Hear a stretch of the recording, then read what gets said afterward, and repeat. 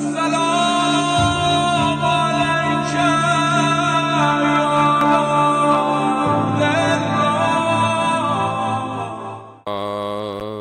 بالله العلي العظيم حسبنا الله ونعم الوكيل نعم المولى ونعم النصير أعوذ بالله من الشيطان الرجيم بسم الله الرحمن الرحيم الحمد لله الذي يؤمن الخائفين وينجي الصالحين ويزع المستكبرين ويهلك ملوكا ويستخلف آخرين والصلاة والسلام على رسول الثقلين محبوب رب المشرقين والمغربين جد الحسن والحسين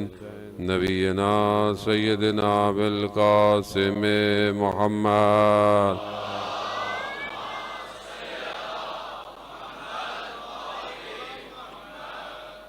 وعلى آله الطيبين الطاهرين المعصومين لا سيما بقية الله في الأرضين روحي وأرواحنا لتراب مقدم الفدا ولعنة الله على أعدائهم أجمعين بسم الله الرحمن الرحيم رب اشرح لي صدري ويسر لي أمري واحلل عقدة من لساني يفقهوا قولي أما بعد فقد قال الله سبحانه وتعالى في كتاب الحكيم والقرآن المجيد ألا بذكر الله تطمئن القلوب صلوات بيت محمد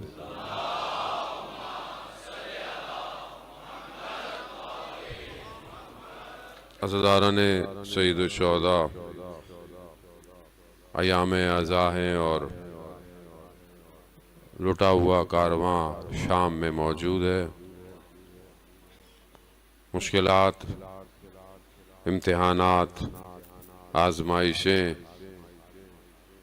جتنی بھی ہو سکتی تھیں پروردگار نے اپنے چاہنے والوں سے لی اور راستہ صرف اور صرف خدا کا راستہ تھا. جب خدا کی راہ میں بڑھا جائے تو خدا بھی آزمائش لیتا ہے. خدا اپنی محبت کی قیمت لیتا ہے اور جسے خدا سے محبت ہو جائے وہ دنیا کی محبتیں پھر بھول جاتا ہے. جسے خدا کی رضا کی تمنا ہو وہ دنیا کو راضی نہیں رکھتا. پھر جتنی مشکلات اہل بیت پر پڑیں عزیزان محترم وہ کسی پہ بھی نہیں پڑی.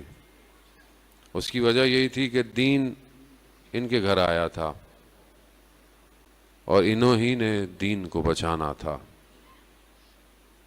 چاہے گھر کا دروازہ جل جائے مگر دین بچنا چاہیے. وہ علی کہ جس نے خیبر کو اکھاڑ دیا اس کے گلے میں رسی ڈل جائے. اور اسی دین کی خاطر سید الشہداء کربلا پہنچے ہیں اور آج دین اسی لیے کربلا کے بعد شروع ہوتا ہے. ہم اپنی زندگی میں دیکھیں کہ ہم نے خدا کے لیے کیا کیا، ہم خدا کے لیے کیا کر رہے ہیں. جانا اس کی بارگاہ میں، انکار کریں یا اقرار کریں، چاہیں یا نہ چاہیں، جانا وہی ہے. جہاں جانا ہے بہتر خوشی سے جائے.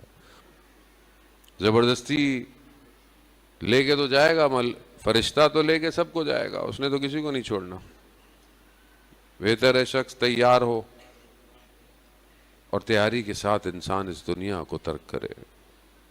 لیکن دنیا ہے اتنی کہ انسان کو اپنی طرف کھینچتی ہے. انسان جتنی بھی کوشش کر لے کہیں نہ کہیں پھنسا ہوتا ہے. کہیں نہ کہیں اس کا عمل خود پسندی کا شکار ہو جاتا ہے، کہیں نہ کہیں کسی نہ کسی کی الگ الگ دنیاؤں سے گھیر لیتی ہے۔ ہر شخص اسی زندان میں پھنسا ہوا ہے۔ سید الشہداء کربلا کے معرکے کے بعد روحوں کو بدن سے آزاد کروا رہے ہیں۔ جسے امام حسین کا مقصد سمجھ میں آ گیا وہ پھر بدن میں قید ہونا پسند نہیں کرتا، وہ جب یہاں سے نکلتا ہے تو وہ اور پرواز کرتا ہے۔ یہ محدودیت ہے، یہ لمیٹیشن ہے کہ جو ہمارے پاس ہے، اور اس لمیٹڈ ٹائم میں، اس لمیٹڈ دنیا میں ہم کچھ کر بھی نہیں سکتے۔ اللہ نے انسان کو یہ اپرچونٹی دی ہے کہ اس سے اپنے آپ کو آزاد کرو، باہر کی طرف نکل۔ اسی کے لیے پروردگار نے اپنے انبیاؤں کو بھیجا، کتاب کو بھیجا، دین کو بھیجا، کہ یہ انسان کو آزادی کا درس دے، کہ یہ اپنے آپ اور اپنی خواہشات سے آزاد ہو۔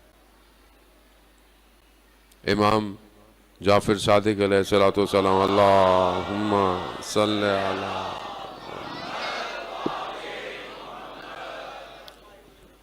امام سے کسی نے پوچھا کہ مولا آپ اپنا دن کیسے شروع کرتے ہیں؟ امام نے کہا کہ میری زندگی کے چند اصول ہیں جس پر میرے دن قائم ہے۔ پہلا یہ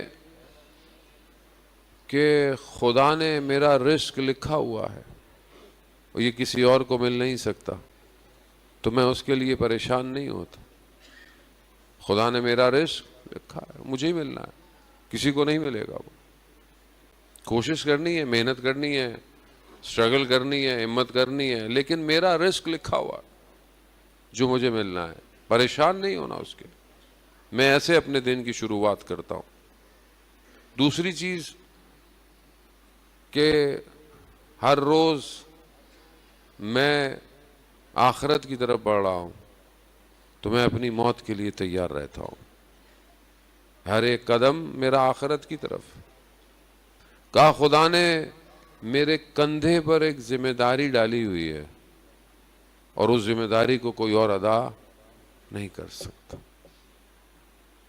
اور کہا کہ میرے اعمال لکھے جا رہے ہیں تو میں اپنے اعمال کی خود حفاظت کرتا ہوں۔ ہم اپنی زندگی میں دیکھیں جانے ہوتا ہماری ساری پریشانی کس لیے؟ ہم سب کام کس لیے کرتے ہیں؟ برا نہیں ہے، انسان اکثر کہتا ہے فلانا وظیفہ انجام دے دوں، کس کے لیے؟ رزق میں اضافہ ہو جائے، اچھی بات۔ رزق جو ہے وہ انسان خود ہی روکتا ہے اصل میں۔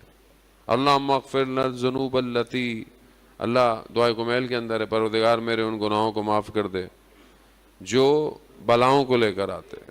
خدا میرے گناہوں کو معاف کر دے جو میری نعمتوں کو بدل دیتے ہیں۔ نعمت بدل دیتی ہے، اللہ نے نعمت دی ہوئی ہے، انسان اپنی غلطیاں کر کر اپنی نعمتوں کو بدل دیتا ہے۔ خود انسان اپنے رزق کو تنگ کرتا ہے۔ خدا کے خزانوں میں کسی کے لیے کمی نہیں ہے۔ میں ناشکرا ہو کر، میں کوئی غلطی کر کر، خدا تو پھر بھی رحمان ہے، غلطیوں کے باوجود بھی دے رہا ہے مجھے۔ جو غلطیاں میں کرتا ہوں اگر ذرا سی بھی پکڑ ہو جائے کچھ نہیں ملنے والا، لیکن وہ رحمان ہے، وہ کہتا ہے میرا بندہ ہے، چلو خیر ہے، کوئی نہیں، جانے دو۔ لیکن اس کے باوجود میری پریشانی ہے جانے محترم۔ حضرت موسیٰ علیہ السلام جب اپنے گھر سے ان کو کہا کہ تبلیغ پہ جاؤ، تو ان کو اپنے گھر والوں کی پریشانی تھی کہ ان کے گھر والوں کے لیے کیا ہوگا۔ تو پروردگار نے جناب موسیٰ سے کہا کہ عصا کو پتھر پہ مارو۔ پتھر پہ مارا، پتھر ٹوٹ گیا۔ اس پتھر کے اندر ایک چھوٹا سا کیڑا تھا۔ خدا نے کہا موسیٰ میں اس کیڑے کو بھی رزق دے سکتا ہوں، تو میں تمہارے گھر والوں کو کیوں نہیں دے سکتا؟